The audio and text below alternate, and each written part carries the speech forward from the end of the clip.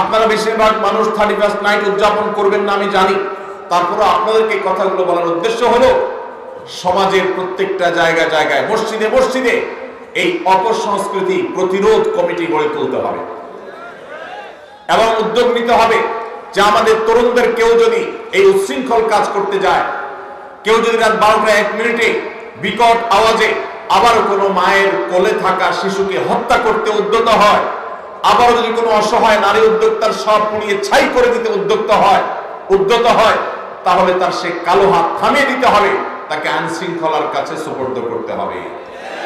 ভাইরা আমার, এখানে আমার অনেক স্কুল কলেজের অনেক বন্ধুরা আছেন, অনেক তরুণরা আছেন। আপনাদের প্রতি আমার একান্ত অনুরোধ, আপনি একজন মুসলমান, আপনি একজন বাংলাদেশী। বাংলাদেশের মানুষের এই মাটির কিছু সংস্কৃতি আছে, মুসলমান হিসাবে আপনার কিছু সংস্কৃতি আছে। মনে রাখবেন, যে কোনো জাতির আত্মপরিচয়, তাদের আইডেন্টিটি, এটা তাদের সংস্কৃতির মধ্য দিয়ে টিকে থাকে। যে জাতি অন্যদের সংস্কৃতিতে হারিয়ে যায়, তাদের আত্মপরিচয় আর থাকে না, একসময় তারা বিলীন হয়ে যায়, হারিয়ে যায়। আমাদের এই দেশকে, এই দেশের মানুষকে, আমাদের আত্মপরিচয়কে নষ্ট করে দেওয়ার জন্য হাজারটা ষড়যন্ত্র আছে। এই জন্য বিনোদনের নামে, আনন্দ ফুর্তির নামে, শিক্ষার নামে এই সমস্ত অপসংস্কৃতি প্রবেশ করে। আমার গত কয়েক মাসে বেশ কয়েকবার কয়েকটা মিনিস্ট্রিতে যাওয়ার সুযোগ হয়েছে, বিভিন্ন কাজে বলতে জাতীয় স্বার্থে বা দিনই স্বার্থেই, আমার ব্যক্তিগত কোনো কাজ বা আমার ফাউন্ডেশনের কোনো কাজে যাইনি কখনো। আমি অবাক হয়েছি যে একাধিকবার আমি শিক্ষা মন্ত্রণালয়ে যাওয়ার সুযোগ হয়েছে, আমার শিক্ষা উপদেষ্টার সাথে বৈঠকের সাক্ষাতের সুযোগ হয়েছে। আমি প্রতিবার লক্ষ্য করেছি অন্য যে কোনো মন্ত্রণালয়ের তুলনায় শিক্ষা মন্ত্রণালয়ে বিদেশিদের আনাগোনা সবচাইতে বেশি। ওয়েটিং রুমগুলোতে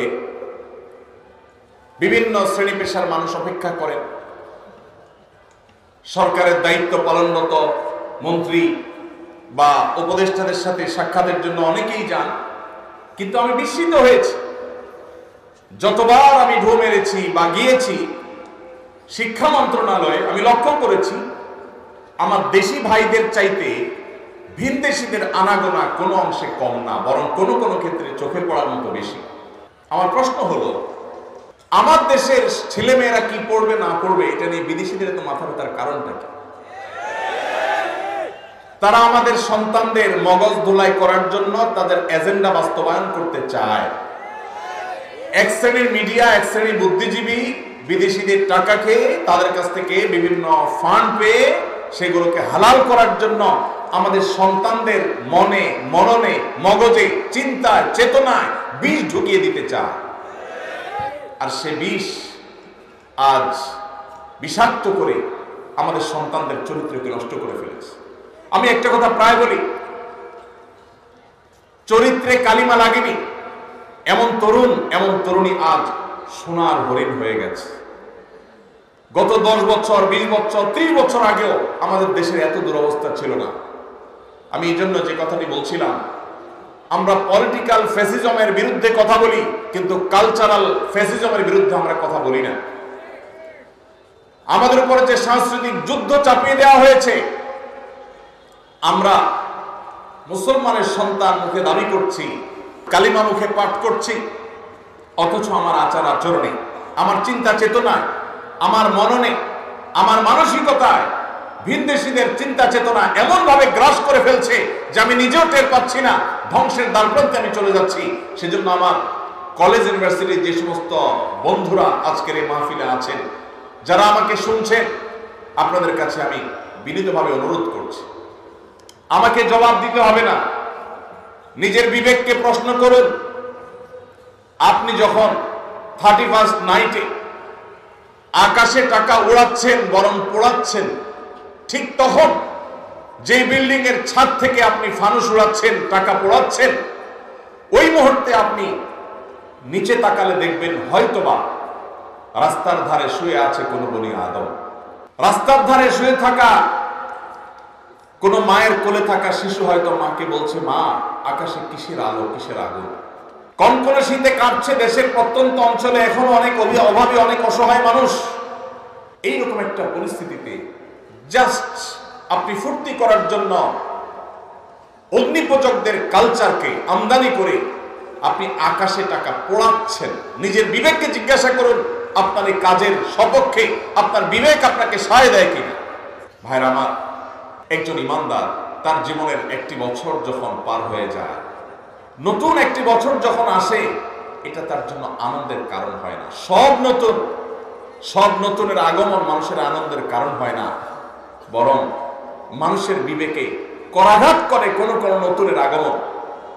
একজন ফাঁসির দণ্ডপ্রাপ্ত আসামির কাছে নতুন দিন, নতুন রাত, নতুন সপ্তাহ, নতুন মাস, নতুন বছর এটা আনন্দের কারণ হয় না। কারণ যত সময় সামনের দিকে অগ্রসর হয়, লোকটা তত ফাঁসির কাষ্ঠের দিকে এগিয়ে যায়। আমরা যখন আল্লাহ রাব্বুল আলামিন আমাদেরকে যখন প্রাণ দিয়ে সৃষ্টি করেছেন, কুল্লু নাফসিন যায়কাতুল মউত, একদিন আমাদের মৃত্যু সাধন করতেই হবে। একটি বছর চলে আসা মানে হলো আমার বাজেট থেকে, আমার হায়াত থেকে একটি বছর খসে পড়া, কবর দিকে এগিয়ে যাওয়া। একজন মুসলমান, একজন বিবেকবান মানুষ এই জন্য নতুন বছরের দোরগোড়ায় দাঁড়িয়ে ফুর্তি করতে পারে না। এটা বাস্তবতা বিবর্জিত, হাস্যকর, অযৌক্তিক একটি কালচার, যেটি অগ্নিপূজকেরা করত। আজ বিজ্ঞান মনস্ক হওয়ার দাবি করে যারা এই কাজগুলো করছে, তারা নিজেরা ধ্বংস হচ্ছে, আমাদের সমাজকে ধ্বংসের দ্বার প্রান্তে নিয়ে যাচ্ছে। বিধায় এই 31st নাইটের এই কালচার, এই অপসংস্কৃতি, এটিকে আমাদের দেশ থেকে ঝেঁটিয়ে বিদায় করতে হবে ইনশাআল্লাহ। ভাইরা আমার, প্রতি বছর আমাদের দেশে শহরের যে সমস্ত 5 স্টার হোটেলগুলো আছে, বিভিন্ন ক্লাব, সমিতি এবং বারগুলো আছে, আপনি পত্রপত্রিকা খুললে, গুগল করলে, অনলাইন সার্চ করলে দেখতে পাবেন কোটি কোটি টাকা, মিলিয়ন মিলিয়ন ডলার এই সমস্ত হোটেলগুলোতে খরচ করা হয়, ফুর্তি করা হয় শুধুমাত্র 31st নাইট উদযাপন করতে গিয়ে। সংস্কৃতি যেখানে, তার উৎপত্তি যেখানে, ধর্ম, অঞ্চল বা ভাষা, এই 31st নাইটের সাথে এই অঞ্চলের, এদেশের মানুষের ভাষা বা ধর্মের কোনো সম্পর্ক যেহেতু নাই, অতএব এই কালচার কি আমাদের কালচার? এই সংস্কৃতি কি আমাদের কালচার, সংস্কৃতি? তাহলে যে সংস্কৃতি আমাদের সংস্কৃতি নয়, যে সংস্কৃতি মায়ের কোলের শিশুকে হত্যা করে, যে সংস্কৃতি পরিবেশকে দূষিত করে, যে সংস্কৃতি পরিবেশকে ধ্বংস করে, যে পরিবেশ মানুষকে সর্বস্ব করে, যে পরিবেশ অগ্নিকাণ্ডের ঘটনা ঘটাতে পারে, যে পরিবেশ উন্মাদনা সৃষ্টি করে, সেই পরিবেশ বা সেই সংস্কৃতি, সেটা কখনো আমাদের দেশে থাকতে পারে না। আমরা সরকারের কাছে উদাত্ত আহ্বান রাখতে চাই, 31st নাইট উপলক্ষে শুধুমাত্র পটকা ফুটানো আর ফানুস উড়ানো বন্ধ করা নয়, বরং 31st নাইটের এই সংস্কৃতিটাকে নিষিদ্ধ করা হবে। ভাইরা আমার, আমরা আমাদের তরুণদেরকে মহল্লা মহল্লায় তাদেরকে কাউন্সিলিং করব, বুঝাবো। 31শে ডিসেম্বর দিনের বেলায় মহল্লা মহল্লা আপনাদের প্রতি আমার আহ্বান, যে যুবকদেরকে বোঝানো শুরু করেন যে যুবক, কোন অবস্থাতে এই টাকার অপচয় করা তোমার ইসলামের সাথে যায় না, ইমানের সাথে যায় না। এই ভিনদেশী সংস্কৃতিকে তুমি কখনো আলিঙ্গন করতে পারো না। আমরা যদি সবাই সচেতন হই, সবাই যদি সচেতনতার এই কাজে লেগে যায়, সবাই যদি সবাইকে সতর্ক করি, সবাই যদি দাওয়াতের কাজ করি, ইনশাআল্লাহ আমাদের তরুণরা এই বিপদগামিতা থেকে ফিরে আসবে। এবং যে সমস্ত মিডিয়া, যে সমস্ত তথাকথিত বুদ্ধিজীবীরা আমাদের দেশে সমস্ত অপসংস্কৃতি চাপিয়ে দিতে চায়, তাদের বিরুদ্ধে আমাদের কথা বলতে হবে, মুখ খুলতে হবে। আল্লাহ তাআলা আমাদের সবাইকে সেই তৌফিক দান করুন। সবাই এই জন্য দাওয়াতি কাজ করতে প্রস্তুত আছেন তো ইনশাআল্লাহ? আল্লাহ তাআলা আমাদের সবাইকে এই অপসংস্কৃতিকে দূর করার জন্য কার্যকর ভূমিকা পালন করার তৌফিক দান করুন।